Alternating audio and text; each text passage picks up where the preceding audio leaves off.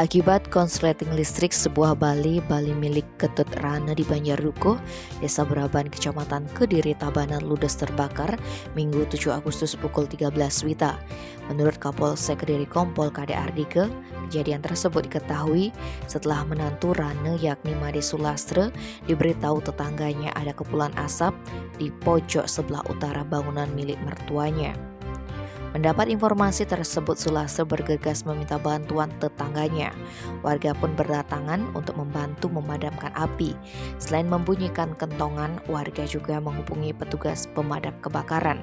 Kata Ardike, proses pemadaman memakan waktu cukup lama karena kondisi rumah jauh dari jalan utama. Setelah beberapa lama, api bisa dipadamkan dengan bantuan 2 unit mobil PMK. Akibat kejadian tersebut, Ardike menyebut korban mengalami kerugian material mencapai 50 juta rupiah.